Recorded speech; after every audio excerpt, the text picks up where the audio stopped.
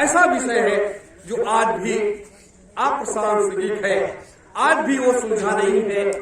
आज भी 75 साल तथाकथित आजादी के बीत गए।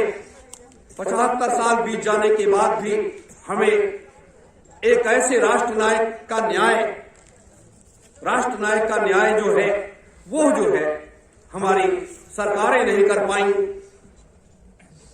तो आप विचार करो कि ऐसे व्यक्ति का आप क्या कर सकते हो, आप कौन सा रास्ता तय कर सकते हो। जब 75 साल हो गए एक रास्ते पर चलते हुए कि आप कुछ नहीं कर पाए, तो आगे आप क्या करेंगे। ये एक ऐसा विषय है जिसको सुन करके भी अचंभित होते हैं। हम लोगों ने भी देखा कि 30 साल हम लोगों को संघर्ष करते हो गया सुभाष बाबू को लेकर के, लेकिन ये भी 30 सालों में भी मैंने देखा कि देश के राजनेताओं में न्यायप्रियता है ही नहीं। उनके अंदर राष्ट्रीयता की वो भावना नहीं है जो भावना होनी चाहिए।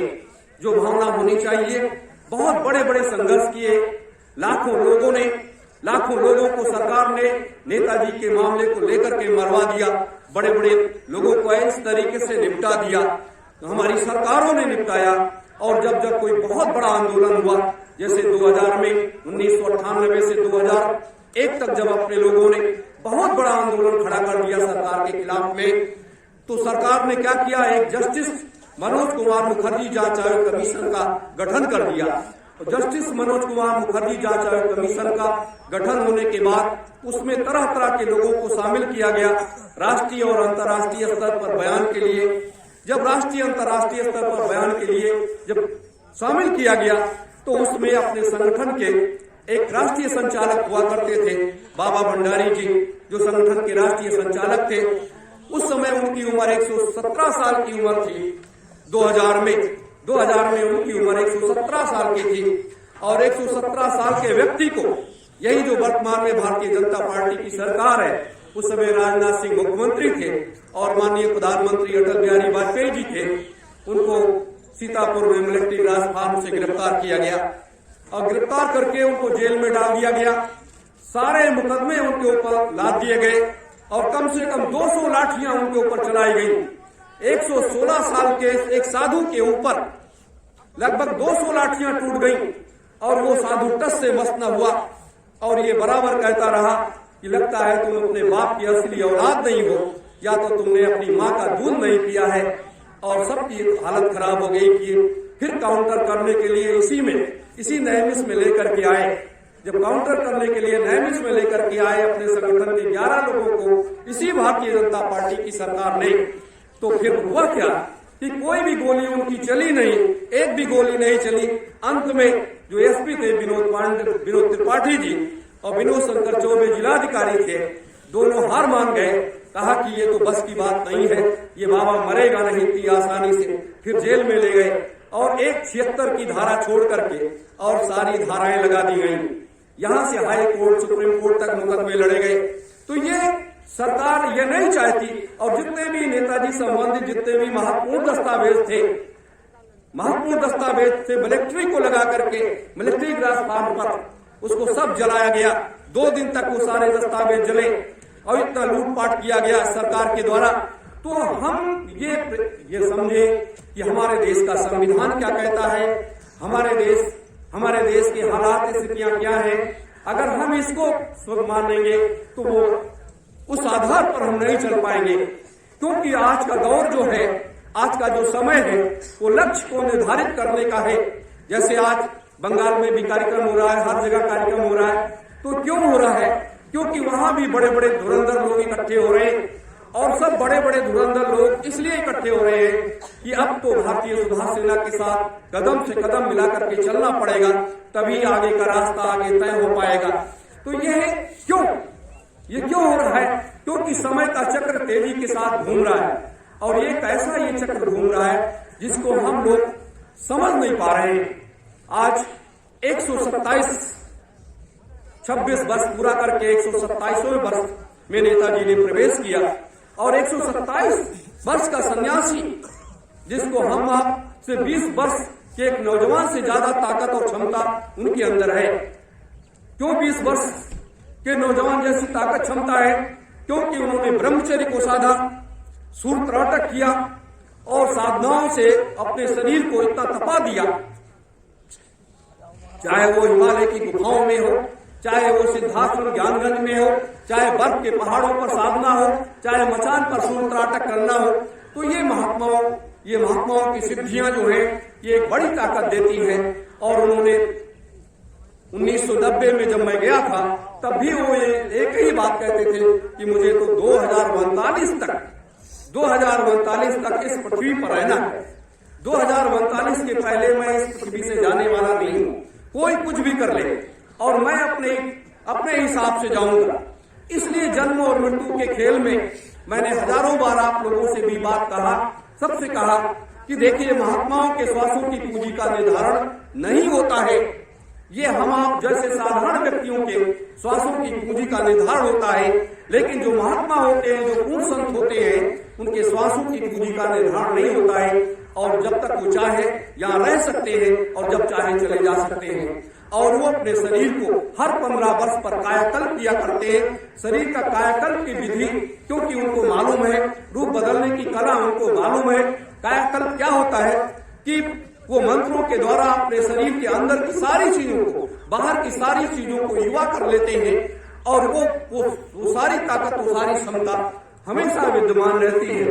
इसीलिए ये लोग हजारों वर्ष रहते हैं और जब इच्छा होती है तभी जाते हैं। इसलिए नेताजी का एक विषय, ये एक ऐसा विषय है जिसको आज तक हमारी सरकारों ने कभी भी सुलझाने का प्रयास नहीं किया है और ना आगे वो करेगी। इसलिए ऐसा नहीं लगता कि वो करेगी, इसलिए नहीं विश्वास है, क्योंकि 75 सालों का जो एक नया रास्ता है और जिस संविधान के तहत हम ये देश चलाया जा रहा है, ये संविधान तो ब्रिटिश गवर्नमेंट का है। ये भारत की पार्लियामेंट में आज तक पास ही नहीं हुआ है। ये संविधान तो ब्रिटिश गवर्नमेंट की पार्लियामेंट में पास करके उपहार के रूप में ब्रिटेन की महारानी ने हमें दे दिया और हमने उसको स्वीकार कर लिया। और हमने जब उसे स्वीकार कर लिया, इसीलिए संविधान के पहले पन्ने पर लिखा हुआ है, India that is Bharat shall be to union of state. और उसी संविधान में नेताजी सुभाष चंद्र बोस के लिखा हुआ है धारा 17 के तहत कि नेताजी सुभाष चंद्र बोस भारत के नागरिक नहीं है।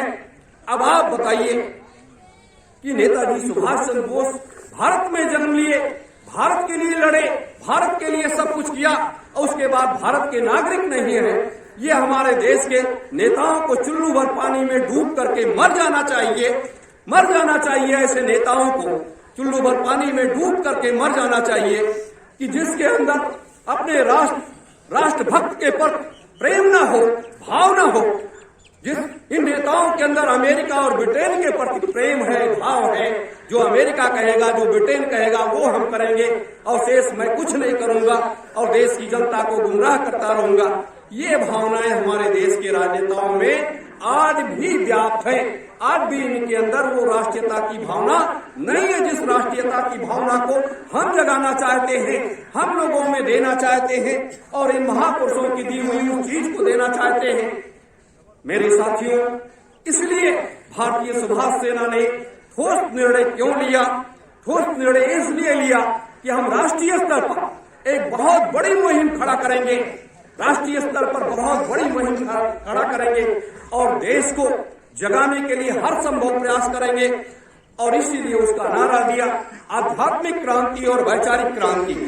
क्योंकि 30 सालों में जो हमने देखा है और इन महात्माओं के साथ में रह करके जो देखा, जो पाया, जो जाना, जो समझा, वो देखा कि वास्तविक रूप से हमारे इतने बड़े बड़े महापुरुषों के साथ इतना बड़ा अन्याय जब लोगों ने किया है तो आप कैसे बर्दाश्त कर सकते हो? जैसे एक उधम सिंह जलियांवाले बाग कांड में जब बच गया तो अपने को तैयार किया, अपने को जज किया और जज करने के बाद वो जनरल डायर को जाकर के ब्रिटेन में मारा। लेकिन आज अपनी आंखों से हम लोगों ने खुद देखा कि इन लोगों ने क्या किया, इन सरकारों ने क्या किया। तो उसको देखते हुए आज 127 वर्ष का व्यक्ति वो दर की ठोकरें खाए और अपने को ये ना कह सके मैं फला हूं। मैं फला हूं, ये न कह सके। और सरकार कहती है उसको यथास्थिति रहने दिया जाए, उसके साथ कोई छेड़खानी न किया जाए, उसके बारे में कोई जानकारी जो है वो उपलब्ध करते रहिए, वो आम जनमानस में न बताया जाए। ये सब सरकारों की एक नीतियां हैं, एक चालें हैं, जिसको आज तक हमारी सरकारों ने कभी सामने नहीं आने दिया। क्योंकि मैंने देखा है जब माननीय प्रधानमंत्री अटल बिहारी वाजपेयी जी देश में दूसरी बार प्रधानमंत्री बने 13 दिन के, तो मैं एक पत्र लेकर के गया था। हमारे साथ तिलकराज भाटिया और भूप सिंह थे, 2 लोग थे दिल्ली के।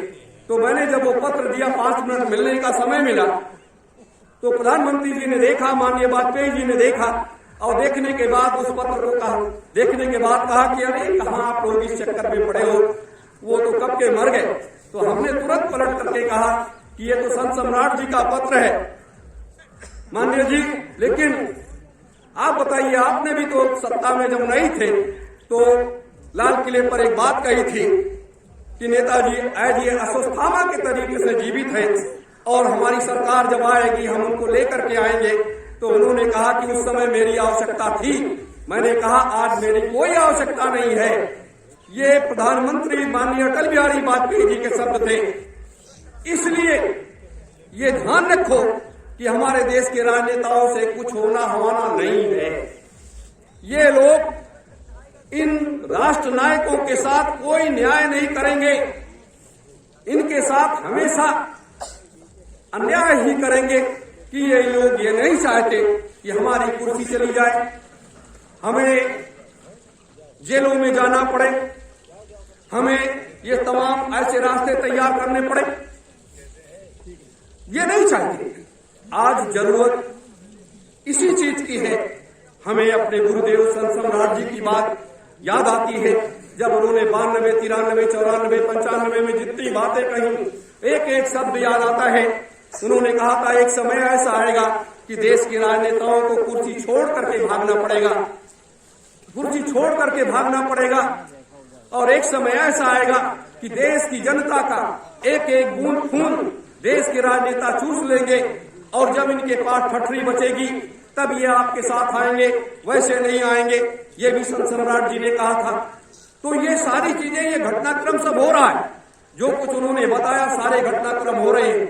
लेकिन आज जरूरत है इस देश के लोगों को जगाने की, क्योंकि युवा दिग्भ्रमित हो गया। इसीलिए हमारे देश के राजनेताओं ने एक व्यवस्था बनाई कि देश के युवाओं को, देश के बच्चे और बच्चियों को नशेड़ी बना दो, उसे शराब पिलाओ, उसे नशे की गोलियां खिलाओ, नशे का इंजेक्शन लगवाओ। ये हमारे देश के राजनेताओं की एक पॉलिसी है, ये एक व्यवस्था है जो पूरे देश में बड़े पैमाने पर फैला रखे हैं। और हमारे देश का युवा, हमारे देश के बच्चे और बच्चियां वो दिग्भ्रमित होते जा रहे हैं। जो व्यक्ति अपने बारे में नहीं सोच सकता, वो समाज के बारे में क्या सोचेगा, वो देश के बारे में क्या सोचेगा, वो इन महान राष्ट्र नायकों के बारे में क्या सोचेगा, वो कहाँ क्या सोचेगा। ये आप समझिए, आज जरूरत इन्हीं चीजों की है। और इन्हीं चीजों को कभी भी हमारे भगत सिंह, चंद्रशेखर आजाद, बिस्मिल हक ने जगाया था। महात्मा गांधी का सत्याग्रह आंदोलन भी इसी से जागा था, और लोग उनके पीछे चल पड़े थे, क्योंकि भारत ये ऋषि मुनियों का देश है, ये संत महात्माओं का देश है। इसलिए महात्मा गांधी की वेशभूषा जिस तरीके से थी, रखपतरा गो राजा राम, पतित पावन सीताराम का जो उनका शब्द था, उससे लोग उनके पीछे चल रहे थे, उनके आवाज में आवाज मिला रहे थे। लेकिन वहीं पर हमारे देश का युवा भी युवाओं के साथ चल रहा था और साथ दे रहा था। आज जरूरत उसी तरीके से देश में आ पड़ी है कि जब पूरा देश लुट गया, पूरा देश बर्बाद हो गया और पूरा देश कंगाल हो गया, आज हमारे देश में बचा क्या है? इन नेताओं ने बचा करके क्या रखा है? 44 लाख रुपए लूट करके विदेशी बैंकों के खजानों में भर दिया। हमारे देश के नेताओं ने हमारे देश का सोना चांदी, हीरा पन्ना पोखराज सब लूट करके विदेशी बैंकों के खजानों में भर दिया। उसका कोई हिसाब हमारे देश के नेताओं के पास नहीं है, उसका कोई हिसाब हमारे देश के नेताओं के पास नहीं है। जो नेता अमीर होता जा रहा है वो अमीर होता जा रहा है, जो गरीब आम जनता गरीब होती चली जा रही है। आम जनता के खून चूस चूस करके हमारे नेता अमीर होते जा रहे हैं। ये दौर है। ये नेताजी सुभाष चंद्र बोस ये सपना उन्होंने नहीं देखा था जब आजाद हिंद फौज का गठन किया था, आजाद हिंद सरकार का गठन किया था, आजाद हिंद फौज के सैनिकों से कहा था कि हम तुमको कुछ नहीं दे सकते हैं, सिर्फ भूख और प्यास दे सकते हैं और मौत दे सकते हैं, और इसके अलावा मैं आपको कुछ नहीं दे सकता। और दिल्ली चलो, दिल्ली ज्यादा दूर नहीं है, हमें दिल्ली पर लाल किले पर तिरंगा झंडा फहराना है और परेड करनी है और एक एक गांव को गोद लेकर के और पूरे भारत वर्ष का एक नया विकास करना है, एक नया भारत वर्ष बनाना है। ये परिकल्पना नेताजी सुभाष चंद्र बोस की थी। नेताजी सुभाष चंद्र बोस की आजाद हिंद सरकार का जो संविधान था, उस संविधान को हमारे देश के राजनेताओं ने जला दिया, हमारे देश के राजनेताओं ने उस पर प्रतिबंध लगा दिया और पार्लियामेंट में बहस करते हुए खुद लाल कृष्ण आडवाणी ने इस बात को कहा कि अगर आजाद हिंद सरकार के संविधान के तहत भारत को चलाया गया तो भारत की जनता जो है वो बहुत कुछ भूल जाएगी, इसलिए इस संविधान के तहत भारत को चलाने की बात न की जाए। ये पार्लियामेंट में इन्होंने बात कही। तो ये राष्ट्रीयता की भावना कहाँ है, राष्ट्रभक्ति ये लोग कहाँ हैं? इन बातों को हमें आपको आम जनता के बीच में साक्ष्यों के साथ लेकर के जाना है, और जब हम इन बातों को साक्ष्यों के साथ लेकर के जाएंगे और आम जनता को बताएंगे कि हमारे नेताओं ने क्या क्या क्यों किया है और क्या ये लोग कर रहे हैं, तो ये एक नई क्रांति उठ करके भारत में खड़ी होगी।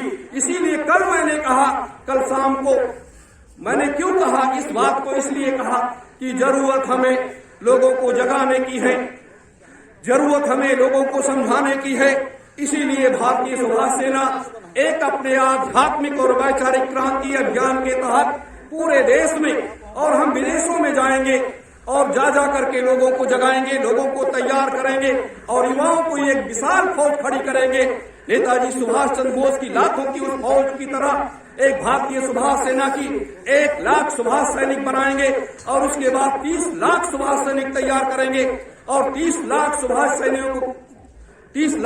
सैनिकों का एक विशाल हुजूम लेकर के हम दिल्ली की तरफ आगे बढ़ेंगे और एक नया रास्ता तैयार करेंगे और पूरे देश में हथियार से नहीं, तीर तलवार से नहीं, विचारों की क्रांति से, वैचारिक क्रांति, जिसे वैचारिक क्रांति कहते हैं, आपके शब्द इतने पैने होने चाहिए जो तलवार की धार से ज्यादा तेज हों, और जब वो आपके शब्द तलवार की धार से ज्यादा तेज होंगे, जिसके ऊपर गिरेगा वही कट जाएगा, वही कट जाएगा। आज जरूरत इस चीज की है, क्योंकि हमारे देश के राजनेता बेलगाम हो गए, इनके ऊपर किसी प्रकार का कोई कंट्रोल नहीं रह गया।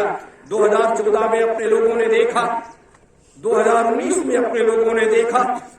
वर्तमान सरकारों की बात मैं करता हूं कि वर्तमान सरकारों ने भी कोई न्याय नहीं होने दिया। जब अपने लोगों ने काफी दबाव बनाया तब माननीय नरेंद्र मोदी जी ने नेताजी संबंधित कुछ फाइलें उसको ओपन किया। ओपन करने के बाद फिर उसके बाद एक बैग रोक लगा दिया और गृह मंत्रालय में रखी हुई 9,995 फाइलों को जला करके खाक कर दिया। नरेंद्र मोदी सरकार ने, कांग्रेस सरकार ने तो बचा करके रखा था, लेकिन नरेंद्र मोदी सरकार ने नेताजी संबंधित 9,995 फाइलों को जला करके खाक कर दिया। तो आप नेताजी के साथ न्याय कर रहे हैं कि अन्याय कर रहे हैं? और दिखाने का एक अलग रास्ता है। जैसे हाथी के दांत 2 होते हैं, एक खाने के होते हैं, एक दिखाने के होते हैं। खाने की दांत उसका अलग होता है और दिखाने का दांत अलग होता है। उसी तरीके से हमारे देश के राजनेताओं के जो दांत हैं वो खाने के अलग है और दिखाने के अलग है। इसलिए इन पर विश्वास हम लोग नहीं कर पा रहे हैं कि ये लोग कहते कुछ और है, करते कुछ और है। आज नेताजी सुभाष चंद्र बोस के 127वें जन्मदिन के शुभ अवसर पर भारतीय सुभाष सेना अपने ठोस निर्णय लेते हुए, आजकल कटरा में भी कार्यक्रम चल रहा है, आसनसोल में, वहां भी एक विशाल कार्यक्रम चल रहा है, वहां भी एक ठोस निर्णय हो रहा है कि संगठन को मजबूत करते हुए पूरे देश में इस रहस्यमय प्रकरण को लेकर के जाएंगे। हमने प्रधानमंत्री जी को पत्र लिखा कि आप कुछ न करिए, कम से कम नेताजी सुभाष चंद्र बोस के लिए पार्लियामेंट में 3 दिन का एक बहस करवाइए, चर्चा करवाइए पार्लियामेंट के अंदर, और उसमें क्या रास्ता निकलता है और सभी सांसदों का क्या निर्णय है कि नेताजी सुभाष चंद्र बोस के ऊपर लगे सारे प्रतिबंध समाप्त किए जाएं या नहीं, नेताजी सुभाष चंद्र बोस को लाया जाए या नहीं, नेताजी की सुभाष चंद्र बोस की तथाकथित भस्मी जो रेणुकाजी मंदिर में आप लोग कहते हैं उसको लाया जाए या नहीं, लेकिन उस पर कोई जवाब आज तक प्रधानमंत्री जी ने नहीं दिया। आज तक प्रधानमंत्री जी ने नहीं दिया, गृह मंत्रालय ने नहीं दिया, क्योंकि रेणुकाजी मंदिर में रखी हुई भस्मी, यहां तक हम लोगों ने लिख करके दिया कि रेणुकाजी मंदिर में जो भस्मी रखी हुई है, एक तरफ हमारा डॉक्टर बैठेगा, एक तरफ आपका डॉक्टर बैठेगा, और उसमें अगर मनुष्य की हड्डी है तो आप ये डिक्लेयर कर दीजिए नेताजी मर गए। डीएनए कराने का डीएनए न मिले तब भी आप डिक्लेयर कर दीजिए, और अगर किसी पशु की हड्डी है तो आप डिक्लेयर करिए कि नेताजी सुभाष चंद्र बोस की मृत्यु नहीं हुई। जब ताइवान सरकार ने मुखर्जी आयोग को लिख करके दे दिया कि नेताजी की हमारे यहाँ 1944 में दुर्घटना हुई थी, 1945 में हवाई जहाज दुर्घटना हुई ही नहीं, तब भी उसके बाद सरकार हर रहस्य को छुपाना चाहती है। जैसे आजादी का समझौता, 911 समझौतों के तहत हमारा देश आज भी ये भारत के राजनीतिक लोग पट्टे पर चला रहे हैं, जिसमें हम संसद और विधानसभाओं में जा करके चुन करके हम लोग भेजते हैं और लोग जाते हैं और ये देश को चला रहे हैं। 911 समझौता है, 911 समझौतों के तहत ये देश चल रहा है। इसके बारे में बड़े बड़े आंदोलन अपने लोगों ने उस समय किए, और तब भी कोई सरकार टस से मस न हुई। सुप्रीम कोर्ट, हाई कोर्ट आपकी फाइलों को एक्सेप्ट करने के लिए तैयार ही नहीं है, क्योंकि उस पर सुनने को तैयार नहीं है। क्यों? क्योंकि बहुत बड़ा विस्फोट हो जाएगा, पूरे देश में हंगामा मच जाएगा और पूरे देश में इन लोगों की पोल पट्टी खुल जाएगी। इसलिए ये लोग इन चीजों को नहीं करना चाहते हैं, इसलिए ये लोग इन लोगों ये सारी चीजें नहीं करना चाहते हैं, क्योंकि जब ये पोल पट्टी खुलेगी तो देश के राजनेताओं को विदेश भागने के अलावा कोई रास्ता नहीं मिलेगा, क्योंकि भारत की जनता इतना वो है। जिस समय इसके अंदर जब ये जागती है, भारत की जनता जब जागती है तो वो किसी को बख्शती नहीं है। भारत ये वीरों का देश है, ये राष्ट्रभक्तों का देश है, ये संत महात्माओं का देश है। लेकिन हमारा सनातन हिंदू कहता है, हमारा सनातन हिंदू शास्त्र कहता है कि एक हाथ में शास्त्र और एक हाथ में शस्त्र, जब दोनों हाथ में आपकी व्यवस्थाएं हो तभी आप इस देश में रह सकते हो, और तभी आप अपने परिवार की, समाज की, देश की तभी आप सुरक्षा कर सकते हो, वैसे नहीं। इसीलिए हमारे देवी देवताओं के हाथों में भी तमाम तरीके से व्यवस्थाएं दी गई, तमाम तरीके से सारी चीजें